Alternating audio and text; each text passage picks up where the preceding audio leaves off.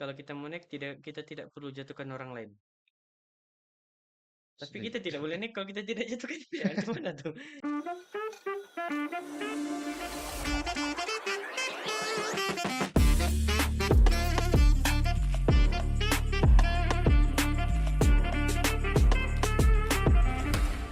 Kita berjumpa lagi pada sesi kedua.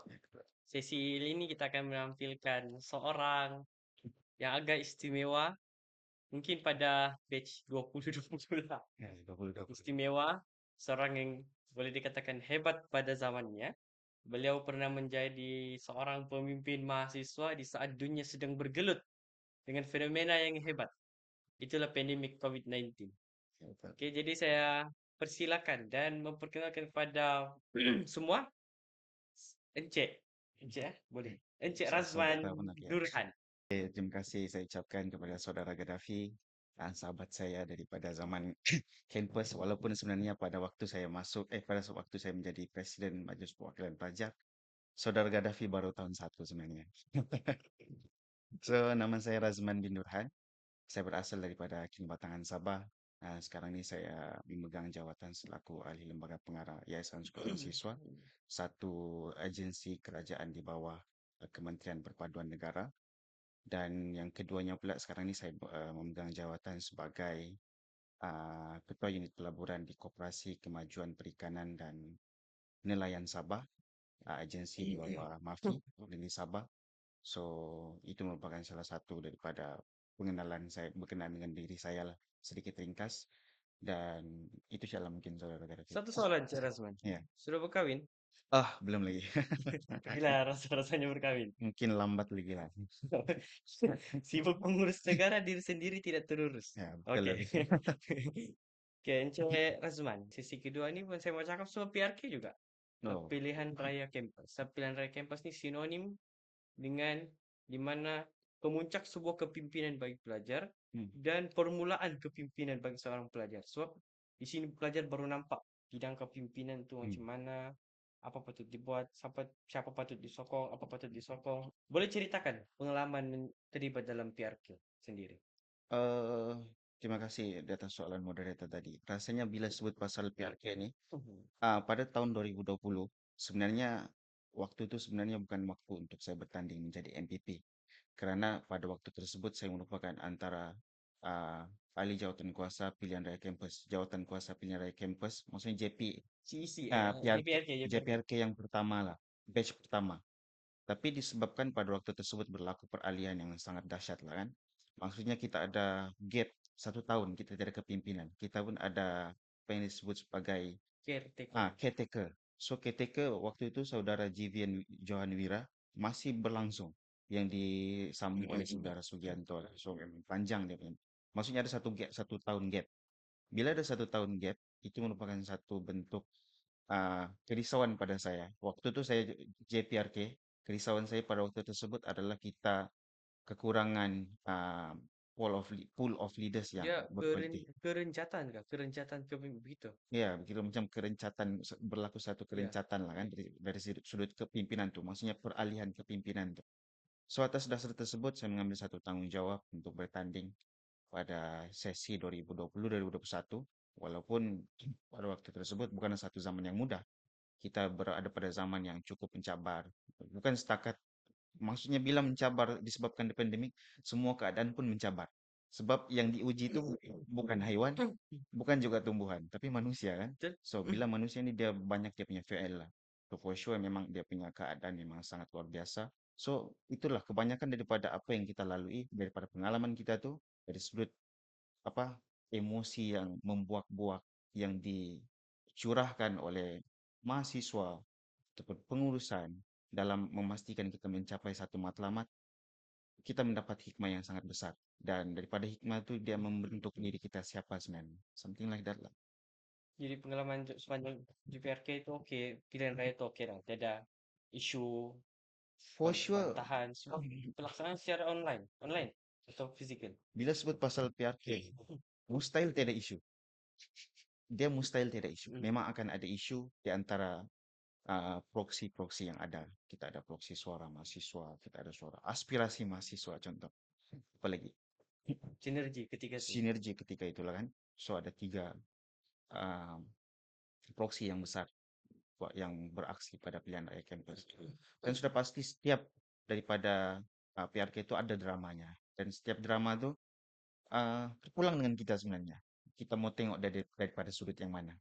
Kalau daripada saya sendiri, selaku orang yang pernah bertanding, saya lihat daripada satu sudut yang positif, yang memberikan satu bentuk kematangan pada diri saya. Dan pada saya itulah yang membentuk diri saya pada hari ini lah. Oke, tadi saudara Rasman kata saudara Rasman mengambil tanggung jawab untuk mengisi kepimpinan Hmm, mahasiswa pada hmm. waktu itu. Jadi soalan saya, mengapa menurut saudara Rasman sendiri, mengapa kepimpinan mahasiswa itu penting dalam kehidupan di kampus? Kenapa? Apa yang pentingnya sangat sampai mahasiswa perlu terlibat? Eh, Persoalan dijawab dengan cara saya mungkin kita reflect balik pada tahun kita berada di sekolah menengah. Saudara Gaddafi satu umur dengan saya kan. So maksudnya kita tingkatan 5, tingkatan 3 sama-sama kan. So saya rasa kita melalui fase yang sama. Di mana fase tersebut di waktu sekolah kita di sekolah menengah kita ini mungkin malu-malu. Kita tidak ada pun yang macam niat mau bertanding. Itu yang kebanyakan daripada Nggak mau kepimpinan. jadi ketua kelas. Iya, ketua kelas pun tidak mau. Kalau boleh mau yang senang tidur dan sebagainya kan. So, kita mungkin antara golongan yang boleh dikatakan golongan yang timid lah, yang tidak mau berkembang. Kita kalau mau bercakap di depan pun malu-malu, ataupun kalau kita disuruh membentang, kita risau. Kalau kawan-kawan Memegang kita, kertas di belakang. iya, itu yang pegang-pegang tuh ya. So, kita malu untuk berada di depan sebab kita risau kita kena olok oleh kawan-kawan dan sebagainya. Tapi bila kita masuk ke alam universiti, lagi-lagi bila kita melalui fasa macam saya daripada matrikulasi, saya pun melalui zaman yang kurang baik di sana juga. Maksudnya saya dipanggil oleh HCP di sana. My parents being called by the HCP dan dibagi tahu yang anak anda bermasalah dan sebagainya. So, muncul satu kesadaran pada waktu berada di university ini, saya perlu membentuk identiti saya sendiri. Meaning to say, kita tidak boleh maksudnya menjadikan kawan-kawan itu sebagai satu rujukan. Ataupun sifat-sifat kebersamaan yang tidak baik itu menjadi pedoman dalam hidup. Kadang, Oh, dia tidak sama lah, tidak ikut. ya, dulu di zaman metrik begitu. Apa yang kawan buat, kita pun buat. Kalau kawan main bola, kita pun main bola. Itu baguslah pasukan kan. Tapi ada benda-benda lain macam escape daripada macam contoh lambat datang pergi apa Kuliah. kuliah itu antara yang pernah kita buat. Duduk di belakang semua itu benda-benda yang itulah kan. So bentuk kesadaran itu datang di mana terasa yang kita perlu untuk identity. Dan begitulah juga dengan mahasiswa sebenarnya. Bila kita masuk universiti ini, kita mesti sadar yang kita sudah berada pada kemuncak pembelajaran. Bukan bermaksud pengakhiran kepada pembelajaran, tapi kemuncak di mana kita membentuk, Derajat iya, tertinggi lah. kita membentuk identiti kita, membentuk siapa kita sebenarnya. Macam contoh syarikat-syarikat pun, dia mengambil masa yang lama untuk dia membentuk dia punya identiti korporat lah contohnya kan. Begitu juga dengan diri kita sebenarnya. Kita mengambil masa yang cukup lama untuk berada pada tahap yang matang dalam memacu diri kita sebenarnya. So, pada saya itulah kenapa sebab pentingnya pentingnya mahasiswa tuh untuk melibatkan diri dengan kepimpinan. Bukan bermaksud dia mesti ikut yang buat program. Sebab kadang-kadang mahasiswa nih, dia ikut program nih sebab dia rasa dia mau famous. Pada saya sendiri, dia mesti luruskan niat balik. Kenapa dia mau melibatkan diri dalam kepimpinan. For sure, paling penting adalah kita memimpin diri kita sendiri. Bila mana kita ingin membentuk identity, for sure kita mesti membentuk diri kita sendiri. Maksud, Identiti apa yang diperlukan oleh seorang kepemimpinan? Harus seorang pemimpin. pandangan saya lah kan, untuk mahasiswa ini dia mempunyai, macam saya sebut tadi, VL yang berbeza-beza. Maksudnya dia, setiap daripada mahasiswa dia mempunyai sifat yang dinamik. Ada yang begitu, ada yang begini kan. Dia bergantung dengan kesesuaian masing-masing. Di mana mungkin yang perlu dilebihkan, di mana yang patut dikurangkan supaya maksudnya dia membentuk satu keseimbangan terhadap dirinya sendiri. For sure yang paling penting adalah keseimbangan dirinya sendiri. Dia tidak boleh berlaku mungkin apa satu konteks yang berlebihan daripada apa yang kita punya lah kira gitu. Sebab kalau berlebihan, bila sesuatu benda ini berlebihan, dia menunjukkan satu bentuk benda yang tidak ngam lah pada mata Racun kita lah. kan. Iya, kalau gitulah. Isu Lepas konvo mau jadi apa nih, tidak boleh lari nih. Ya, Jadi betul. macam mana dengan kita terlibat dengan kepimpinan, terlibat dengan organisasi pelajar, pembangunan aktiviti, persatuan ini boleh membantu kita selepas selesai graduate membantu kita untuk menceburi bidang pekerjaan.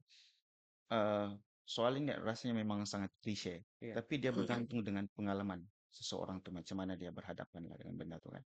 Dan mungkin saya ambil satu konteks waktu saya berada di Amerika, waktu saya join Young Southeast Asian Leaders Initiative, YSEALI lah kan. Waktu itu I think kebanyakan daripada persoalan-persoalan daripada rakan senegara yang lain, rakan ASEAN yang lain adalah mereka merasakan bahwa kelebihan yang dorang ada tidak disempurnakan oleh negara masing-masing.